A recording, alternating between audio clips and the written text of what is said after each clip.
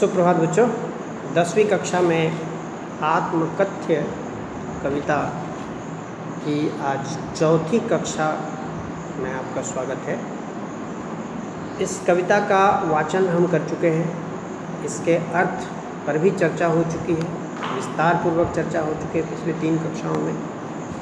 आज हम इस पाठ के अंत में दिए हुए प्रश्नों के उत्तर पर विचार विमर्श करेंगे। पहला प्रश्न है, कवि आत्मकथा लिखने से क्यों बचना चाहता है? कवि को उनके मित्रों ने आग्रहपूर्वक कहा कि वे अपनी आत्मकथा लिखें। आत्मकथा में क्या होता है? अपने बारे में, अपनी उपलब्धियों के बारे में, अपनी जीवन शैली के बारे में कुछ लेखन कार्य करके लोगों को प्रेरित किया जाता है। अपनी कहानी, अपने जीवन की कहानी अपने शब्दों में बताना ही आत्मकथा है। और जैसा मैंने आपको बताया था पहले कि प्रेमचंद के द्वारा प्रकाशित हंस पत्रिका का विशेषांक निकालने की बात हुई थी। कब? सन 1932 ईस्वी में। हाँ, 1932 ईस्वी में ही हंस का आत्मकथा विशेषांक निकलने वाला था और उसी के लिए मित्र मंडली ने इनसे आग्रह किया, खासतौर पर प्रेमचंद जी ने इससे आग्रह किया, संपादक थे प्रेमचंद, कि आप भी अपनी आत्मकथा लिखें ताकि उसको प्रकाशित किया जा सके, लोग लाभान्वित हों आपके जीवन के बारे में जानकर। तो इस आग्रह के बाद कवि सोचने लगा कि आखिर हमारे जीवन में लिखने लायक ऐसी है क्या? कवि बहुत ही शालीन और विनम्र स्वभाव के व्यक्ति थे। वे अपनी प्रशंसा को सुनना पसंद नहीं करते थे। आत्मगोपन, अपने गुणों को अपने तक ही सीमित रखने की प्रवृत्ति को आत्मगोपन कहते हैं। उसको प्रकट न करना, समाज के सामने, दुनिया के सामने उसको न लाना।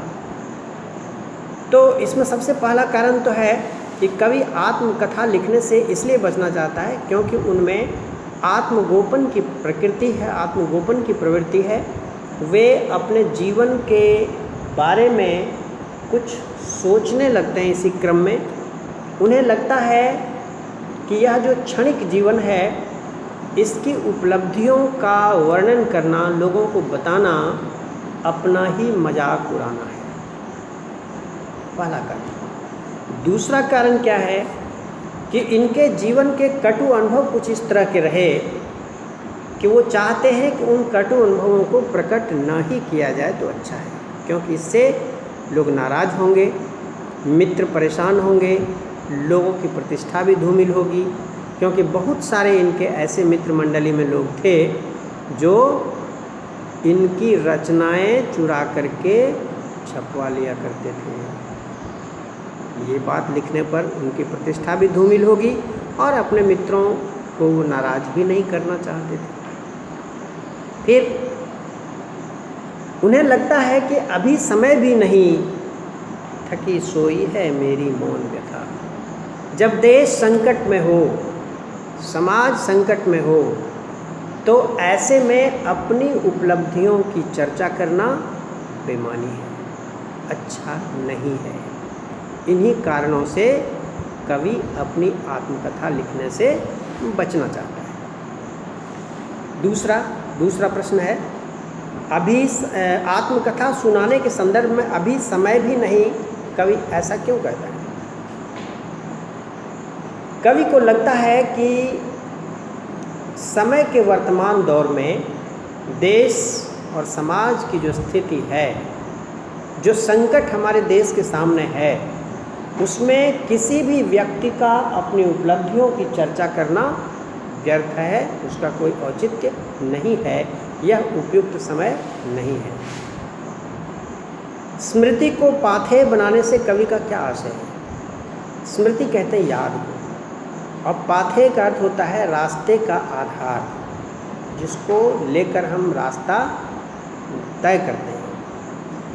तो कवि ने अपने व्यक्तिगत जीवन के सुखों का, अपने जीवन के प्रेम की कहानी का अनुभव किया था, सपना देखा था, किंतु वह सपना टूट गया। वह सपना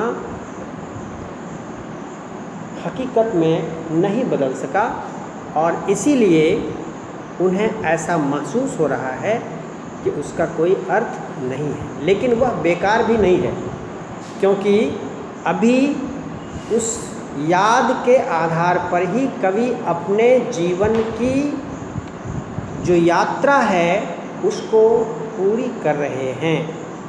स्मृति को पाथेय बना लिया है उन्होंने। अपने जीवन के मधुर प्रेम कथा की यादों के आधार पर ही कवि अपने जीवन के आगे का रास्ता तय कर रहा है। ठीक है, इसीलिए स्मृति को पाथेय कवि कहा है कवि ने, क्योंकि उसी के आधार पर वो जीवन का अगला रास्ता चल रहे हैं। फिर देखिए, भाव स्पष्ट कीजिए में 2 प्रसंग हैं। मिला कहाँ वह सुख जिसका मैं स्वप्न देख कर जाग गया, आलिंगन में आते आते मुस्कुरा कर जो भाग गया। नींद और जागृत अवस्था आपको बताया गया था। नींद यानी व्यक्तिगत सुख सुविधा के बारे में प्रयत्नशील रहना, प्रयासरत रहना, उसी में लगे रहना, ये निद्रावस्था है। और जग जाना अपने व्यक्तिगत सुखों को छोड़ करके सामूहिक हित चिंता करना। कवि ने पहले अपने व्यक्तिगत जीवन के सुख का स्वप्न देखा था, किंतु उसके बाद उनकी विचारधारा में परिवर्तन आ गया और वो समूह के बारे में सोचने लगे, समाज और देश के बारे में सोचने लगे। अर्थात व्यक्तिगत जो व्यक्ति केंद्रिकता थी उसकी नींद उनकी टूट गई और फिर वो जो सपना देखा था वह टूट गया। आलिंगन में आते आते मुस्कुरा कर जो भाग गया। वह सपना यथार्थ में परिणत होते होते टूट गया, अलग हो गया। दूसरा, जिसके अरुण कपोलों की मतवाली सुंदर छाया में अनुरागिनी उषा लेती थी निज सुहाग मधुमाया में। अरुण कपोलों की सुंदर छाया में यानी अपनी सुंदर प्रेमिका के साथ बिताए गए प्रेम के दिन, यह कवि का एक सपना था जो उन्होंने अपने व्यक्तिगत जीवन के लिए देखा था, जो सच्चाई में नहीं बदल सका। अरुण मतलब लाल, कपोल कहते हैं गाल को, चेहरे को। लाल लाल गालों से युक्त मतवाली, सौंदर्य की मतवाली छाया में हमारा भी सौभाग्य होता, हम भी उस समय के साथ अपने आप को आगे बढ़ाते, ऐसा सपना कवि ने देखा था। फिर देखिए 5वां, उज्ज्वल गाथा कैसे गाऊं मधुर चांदनी रातों की। कथन के माध्यम से कवि क्या कहना चाहता है?